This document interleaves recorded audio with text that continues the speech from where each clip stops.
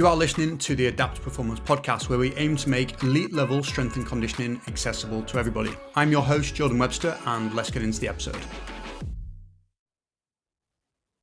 Yes, guys, what is going on? Welcome back to another episode of the Adapt Performance podcast. So what I wanted to do in today's episode is chat through the topic of plateaus and avoiding huge periods of not making progress, because if you're anything like me, you're all about positive momentum and looking forward and trying to achieve your goals, right? And that's why we're athletes at the end of the day. That's what we're about. So I've gone through huge periods of stagnation, plateaus, big chunks of time where things are not progressing either at all or at the speed that I want them to. And I've been thinking about this a lot lately, um, just in context of me being a coach more than an athlete and how I can help people to not be in those periods for too long. I do think an element of it is natural, it's physiology, it's people. We're not always going to be able to move forward. However, I do think there are big common pitfalls that we can avoid. So, yeah, I wanted to do this podcast to chat through some of them because I think it'll be really valuable for some of you guys. And it's a mixture. Okay, so you're going to get a mixture of really kind of practical based ones that you can take away and just think about implementing straight away. And you're also going to have a little bit of, let's get into the philosophy, let's actually think about things on a greater scale and really kind of change the way that you think about progress and, your career, your sports performance, your goals, your life, all that type of thing. So the first one that I want to kind of chat through, one of the biggest things why I feel like people stop progressing is ultimately just having a lack of structure, right? And what I mean by this is just not having a goal is probably the first thing, like not really having their eyes set on something that they are working towards. And look, I do think it's definitely better if you've got, specifics, if we go back to SMART targets, specific, measurable, achievable, realistic, and time bound, and you go through that process of really trying to identify something that really fires you up that you've got in the distance. If it's, a high rocks, is it a fight? Is it getting a promotion as part of your club? Is it getting a certain amount of caps for your club? There are a few things you can choose. I think the more specific you can be, the better, because it really anchors you down from that big SMART target to something that is more, you can chunk it down into like actions, like daily actions, weekly actions. You can give yourself like a quota. You can give yourself like those things that you need to do. So I think a goal is one of those things. You need a worthy foe. You need a dragon to slay. You need something to get you out of bed, to go to that session, to do the things you don't want to do. Otherwise, you might not train as hard. You might not train at all. You might eat a load of shit. You might indulge too much in the party lifestyle or whatever you want to call it. So, I think you need, something to tackle, and that's got to come from within. Me telling you I want you to aim for this doesn't cut it. It's got to be something that really fires you up, like really excites you. So you got to find that goal, right?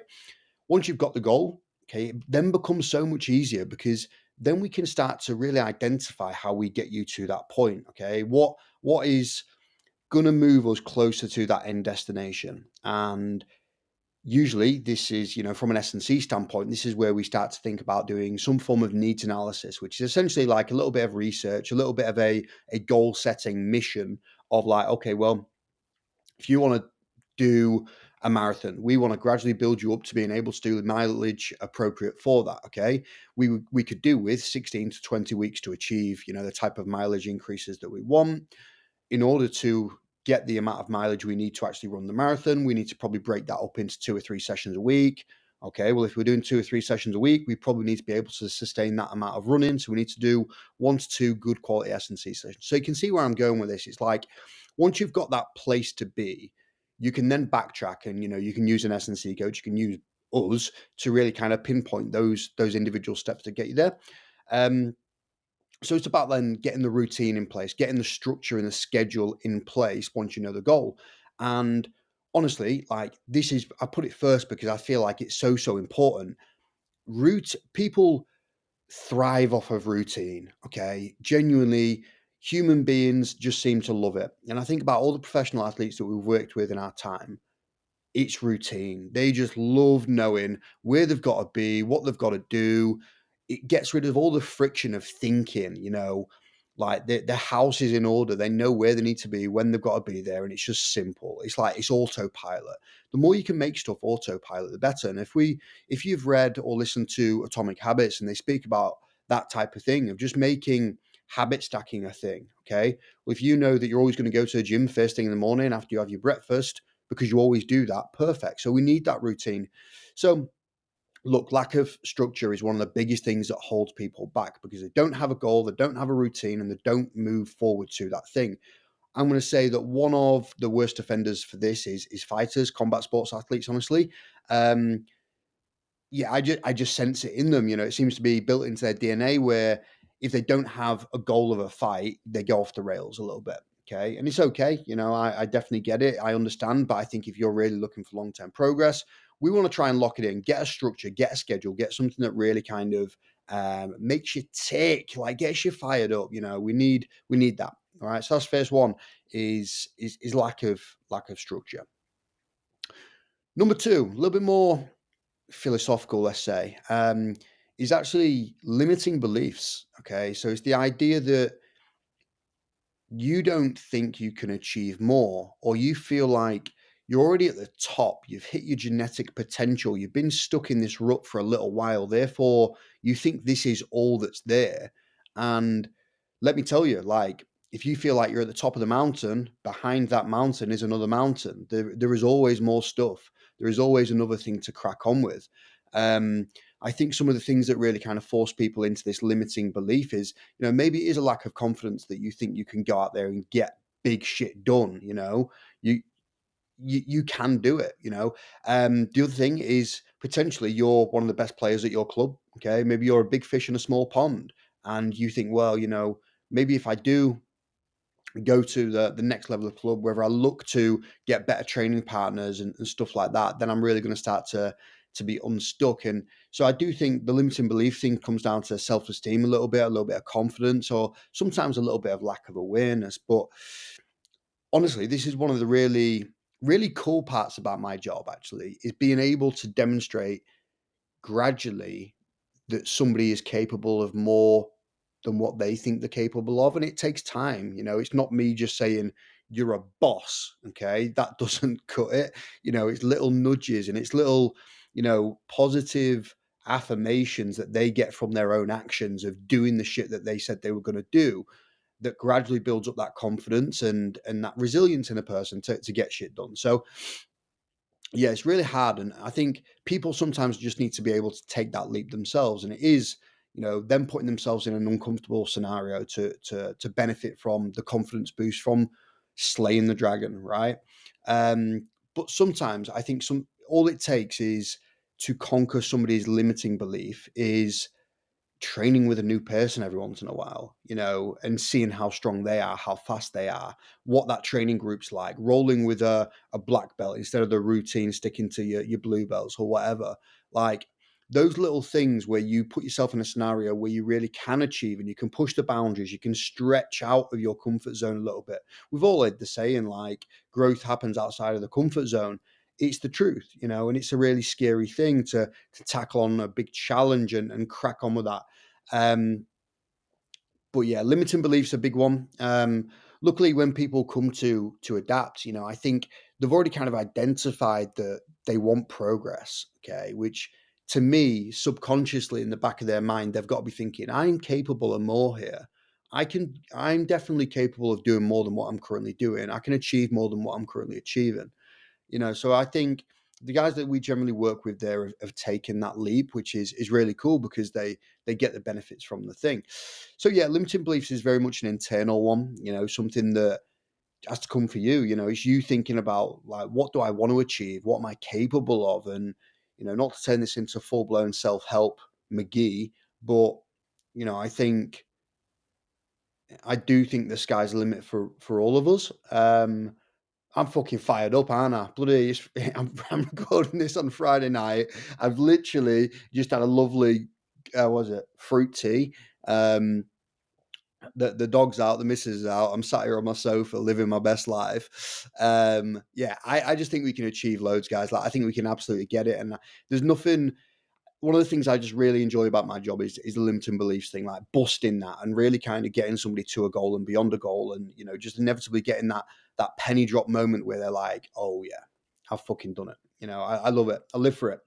So that's number two. Okay, limiting beliefs. I think it holds people back. I think it slows down progress. I think it kind of keeps people held in the same situation. It keeps them stuck.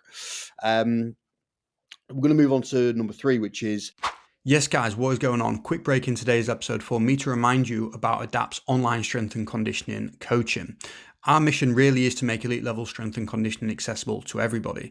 And our service does exactly that. So you get access to everything: an elite level coach, physiotherapist, psychologist, nutritionist, a community to keep you engaged.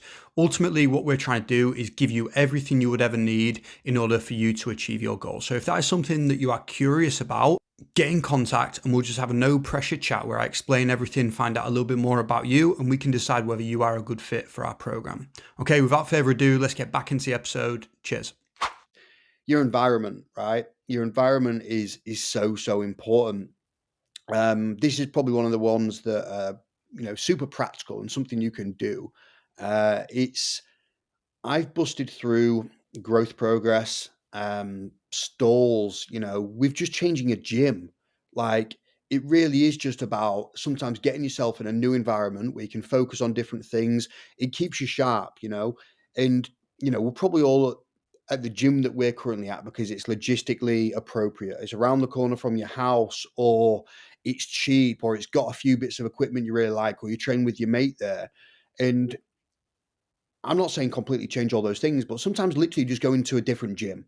Okay. Go and do a day pass at a different place where you can just get your head screwed on, big fucking sesh, headphones in, get your caffeine down your head and just get it. That does it for me. Like, genuinely, I love training a new gym. I just think it's so cool. Like, there's a little bit of nerves about it in a really weird way. You're kind of finding your way. And it's like, I just think it almost gives me a bit of fight or flight in a really strange way, but not like I'm scared, because like I've been in gyms for 16 years now. Guess my age, 21, correct? No. Yeah, I just think changing the environment can be a really good thing for a lot of people. It can mean being around better people, better training partners, a better vibe. It could be getting a new coach. It could be joining a new team. It can be, all those things.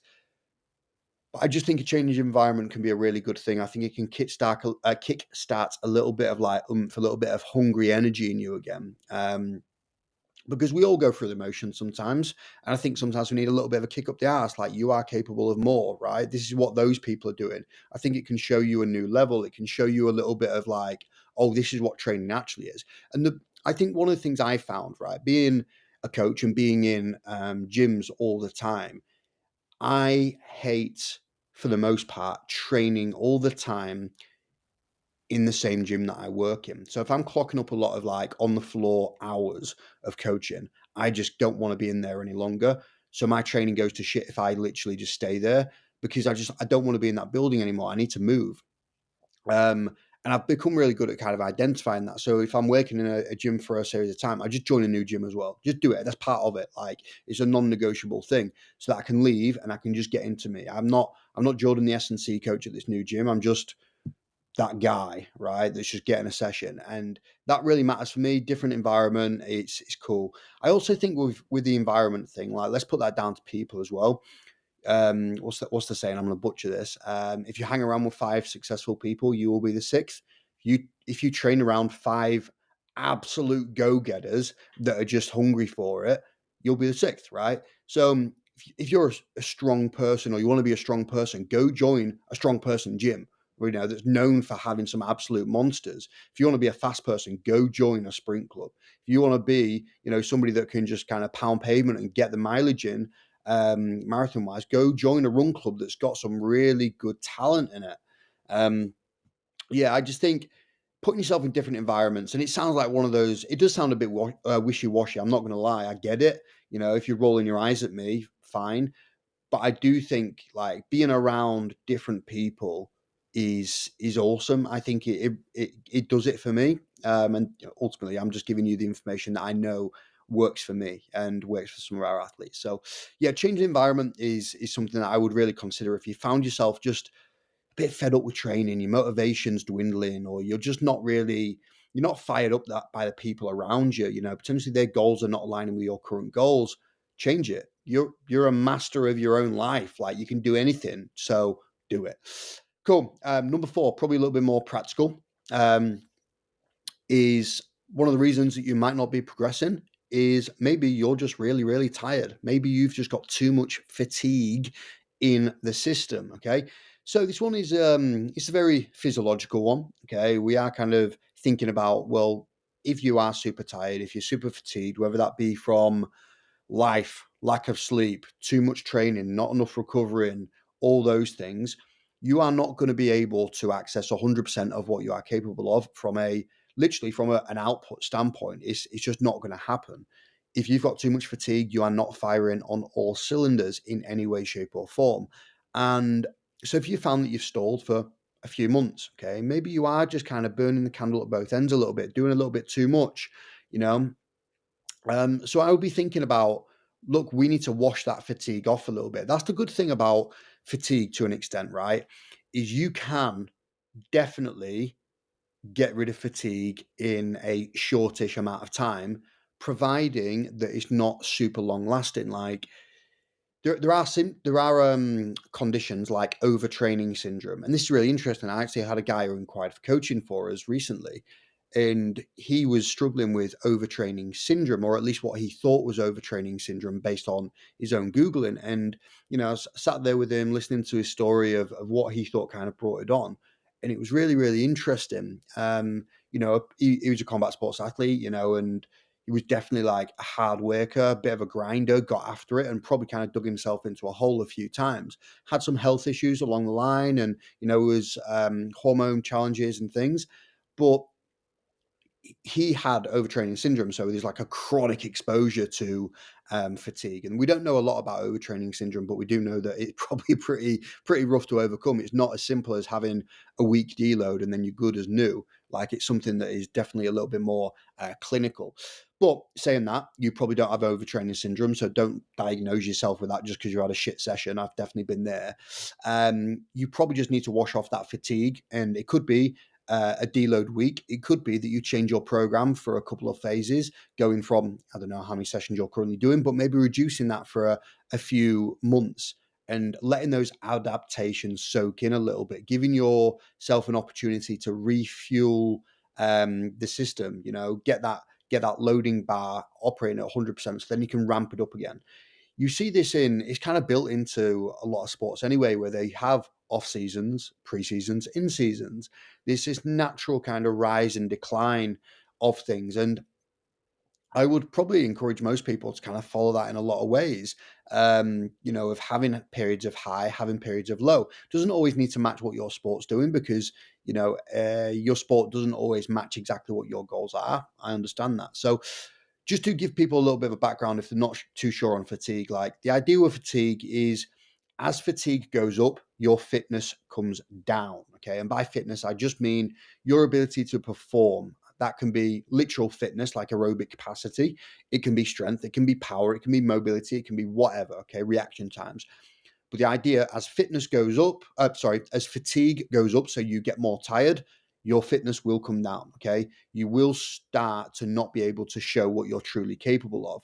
But as soon as you get rid of that fatigue, you will just notice that you are a lot better. Okay. You're just more dominant. You've just got that thing. Okay. So definitely consider this. And there's definitely like certain personality types that get fatigued more often. Like, it's the people that overreach often and are constantly kind of striving for a little bit too much. And I'm not going to tell you to work less hard at all. I think, if I'm honest with you, I want you to work harder. Like, I think we are. I'm going to go on a rant here, but I think, when I think about the performance industry, the state of athletics, and I think we're too kind to ourselves in terms of what we can achieve. Goes back to this limiting beliefs thing. Like, go back to the participation trophies and all those things. I think, as a society, we're probably getting a little bit soft. And that's not even a controversial thing to say. Like, that's not me trying to be like, ooh, all edgy. I just think it is. I think we look at Whoop bands and we look at Garmin's and we look at like, you need to have a recovery day. And I just think, people were achieving so much back in the day before we had these fancy bits of tech, before we were obsessing over our morning routine and our ice baths. And I've got to align my chakras before I can go and get shit done. I think it's bollocks. Like you can feel shit and go do the thing anyway. You do not need to be perfect before you go and accomplish something. Yeah. So how to get into that one? I want to work hard. Right. That's literally it. I think you can, your feelings sometimes do not matter. I still think you can go and achieve the stuff because I guarantee you, if you've got big goals, you are going to have days where you don't feel like doing it. Cool. Carry on. Yeah. So fatigue is number 4. I think some people are sometimes just operating at a little bit lower percentage of their maximum capacity just because they're tired, right? Okay. Other one, number 5. One of the reasons that I feel like people are stalling, okay, not progressing, is they're too proud. Okay. And this basically comes down to thinking that you know enough, so you don't need to continue looking for help. So you think that the current knowledge that you've got is enough to keep you progressing for forever. And I'm going to tell you that it is not correct. Nobody knows enough to keep progressing for forever. We all need assistance sometimes. Okay. And this mentality of just thinking that you know it all just keeps you trapped. And I think back to, some of the best coaches that I know or the best athletes that I've been around, they are just a student of the game for so long. Like they surround themselves with people that know more than them all the time so that they get dragged up to their level. They're always looking for new ways of progressing their current situation. They get mentors, they try new stuff. If you've got a coach, you've ticked that box already. If you've got a mentor, you've ticked that box already. Awesome. And one of the good kind of takeaways from this is I can remember watching Full Swing on Netflix. And if you haven't watched it, it's sick. Like golf, would you call it a documentary? Yeah, just basically follows the different golfers through the PGA tour. And Rory McIlroy, I can remember just watching him. He's doing like an interview in the car. It's kind of like a fly on the wall type thing. And he's just in the car and he's listening to Andrew Huberman. And Andrew Huberman, if you don't know, podcaster, he's a professor at Stanford University and puts out a lot of stuff around the deeper scientific stuff. He's done a lot of good for the industry, honestly. I think of getting people thinking about a little bit more stuff. There's definitely been an overreaction to it as well. And I think, he doesn't always hit it 100% nail on the head, but none of us do. But I can remember seeing Rory McIlroy listening to Andrew Huberman. And I'm like, that's so cool. Like he's getting stuck into, I think it was around circadian rhythm and trying to optimize, his sleep wake cycle and how his body is regulating hormones and how he can sync up his first coffee of the day and stuff like that. Like I think some of that stuff's been debunked and it's not 100% accurate. But he's one of the best in the world, right? And my guy is still getting after it, spending his spare time listening to Huberman. And I'm like, that's so cool. I saw that, and that's why I've remembered it, because I was like, that's sick. I'm just a big fan of that mentality of like, no matter how much you've achieved, you can always learn more. You can always be around stuff that's, not your forte, to drag you up to a level that you want to be at, like just to make you like a really well-rounded person. So yeah, I'm a huge fan of that particular thing, and it stuck in my mind, so I wanted to share it. But yeah, being too proud, like it's a mentality that keeps you trapped. You thinking that you know it all. We don't know it all. I've invested in a lot of mentors recently. I've bought a lot of programs to try and just see how different people are doing things, just so I can sense check myself to make sure that I'm not just doing the same stuff all the time and I don't settle into too much habits. Our other coach, Joe, like me and him are constantly going back and forth with the programs that we write for our athletes. So what do you think about this? What do you think about that? We'll challenge each other. And I think that's awesome. Like it's a big part of one of the big reasons why I feel like we've done so well. It's not, this is going to sound like an ego stroke, but it's not. But what kind of happens when a lot of people go self-employed and they start a business is because they're operating as a one-man band, they become a one-man band. Like they don't expose themselves to different scenarios, different opinions. They don't get another person to check their thoughts and make sure they're not taking liberties with their thought processes. But because we've had Joe as part of the service, like he's built into Adapt, like I feel like we're constantly kind of leveling each other up in that standpoint. And it's been really important for my progress and for his progress that we're always there, just like pushing each other along and continue to learn. And I've done that with mentors as well, just to really make sure that I'm not taking the piss with my own knowledge. I hate the thought of being stagnant. It stresses me out. I hate the thought of going backwards worse. But ultimately, like, I do think if you're not constantly learning and trying to improve, the knowledge that you had 10 years ago, you don't remember all that stuff. You don't remember the knowledge you had 10 years ago. You probably only remember 30% of it, the stuff that you use more regularly. In my opinion, you've just got 70% worse because you've not got different things there. You haven't got different perspectives to challenge your opinion, to help your problem solving. Yeah, anyway, long story short, I just think putting yourself in scenarios where you can have your horizons broadened is just really cool. I think it's a good thing to do. Be a lifelong student. I get fired up when I see people doing it. Like when they're taking a new course and they're trying something new in the gym, they're trying a new piece of content. If you're in the content game and social media, like I don't care if you put out a piece of content and it bombs, as long as you're trying new stuff. Yeah, I love it. I absolutely love it. Cool. And here we go then. The last one I'm going to chat about is one of the reasons that I feel like people are plateauing, not progressing, is they are impatient. Let me break that down for you then, give you some practicality on it. I think people rush it. Okay. I think they rush it because they've done a bad job of actually identifying the goal. Okay. And making sure that it's realistic. But even more so, it's making sure that the plan that you've put in place is actually on the cards. That's the thing. Like you can have huge goals. I'm all about huge goals. Get it. But the plan that you put in place has got to be appropriate. It's got to match what the law of physics is. Like you're not going to be able to deadlift 1,000 kilo tomorrow. Like there is certain physiological nuances that we have as strength and conditioning coaches, as sports scientists, that we know the rate of adaptation of certain things, and we know what, generally speaking, you can do to progress. You definitely get some genetic freaks that just blow out your expectations, and they just achieve at a different rate to us mortals.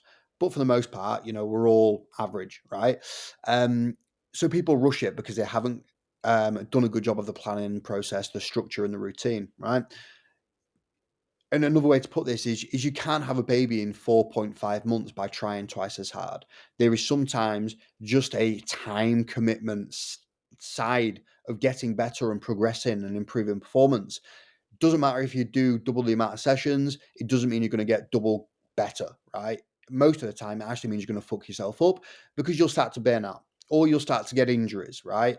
You've got to respect the time. You've just got to respect the amount of time that it takes to do some stuff. And I say this so tongue in cheek, right? Because I'm impatient. I wrote it and I'm laughing at it because I think a lot of people that really want big things and, really want to get super strong, achieve a performance, take the business to the next level, whatever that thing is, the career, we all want it yesterday, right? We all want it yesterday. And that's fine because I think that's a part of being ambitious. That's a part of, wanting to live up to your potential. But again, going back to one of the things I said before around being soft, is you can feel a way and still act in accordance with logic, right? You can feel impatient and still do what you know needs to be done at an appropriate speed. Don't be a dickhead and, go completely off program 15 times a week, right? Stick to the things that are based in logic, stick to the things that are based in physiology, and stick to the plan, right? Fuck your feelings, stick to the plan. But yeah, impatience is a big one.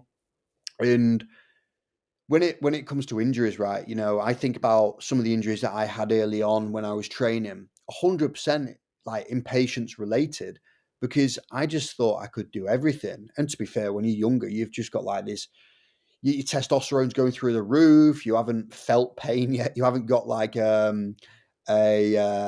an A4 piece of paper of just different injuries that you've accrued through your lifestyle so far. You're fresh. You can do a lot of stuff when you're younger. You can get away with it. But being impatient is going to get you injured quicker. You're going to burn out. You're not going to achieve those things as much as possible. So you need to rein it in. And I think having somebody to help rein it in with you is really important. Find yourself a Joe Senior, like we've got. Find yourself a coach. Okay, find yourself a mentor. Literally, if you don't want to do any of those things, get yourself a training partner. It's literally that.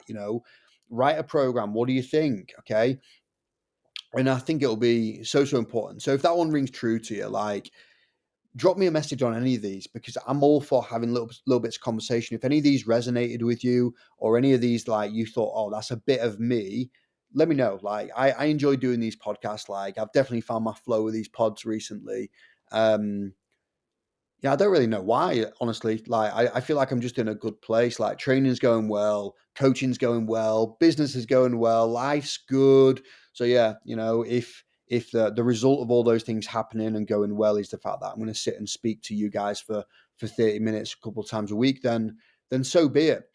Right then, guys, if you've got any questions on today, give me a shout. Hopefully you enjoyed the podcast. I'm going to go get me my ready meal. So I've said this on Instagram, but I'll say it here. I absolutely despise cooking. Like, I cannot stand it. Cooking itself is one of the worst tasks in the world. And it's not even just cooking. It is the buying the food. It is the cooking the food. I love the eating the food. Washing up it can get in the bin, right? I despise it. So what I've done is I go to Prep Kitchen. Okay. Is it Prep Kitchen? Yes, Prep Kitchen. So I just buy meals online. Okay. The ready-made, you literally lob them in the microwave 3.5 minutes. It's been really good for me. You get good protein, like you get like 45 grams, 50 grams. You can tailor make it a little bit. You can customize it, get 2 veggies every time. And it's just a variety of food that I would eat fajitas and probably chicken, rice, and veg in a bowl every day for the rest of my life, and I'd be okay with it. But I literally just do not pick any meals, so they send me a random selection all the time, which has been really good because I actually try new stuff and I find some stuff that I really enjoy. Was it Mama's meatballs? Unreal. Swedish meatballs? Unreal. What's the other one? Naked burrito bowl? Unreal. You know what's not good is a fucking vegetarian. What was it? I think it was a vegetarian falafel. I like falafel, but no, I forgot what it was. But anyway, it was something vegetarian. I was fucking fuming. And that's my fault because I just don't pick the meals. Because one, I'm a little bit lazy, and also I quite like the surprise. All that to say, that's what I'm off to have. Not too sure what I've actually got today. I think might be Singapore chicken noodles. So I'll let you know how that one is. Cool. Right. Cool. Guys, it's been a pleasure. As always, give me a shout if you need anything, and I will speak to you soon. Okay, that is the end of today's episode, guys. Hopefully you enjoyed that. If you did, please do let us know and then share it with somebody who may find this episode interesting. Okay, see you next time. Cheers.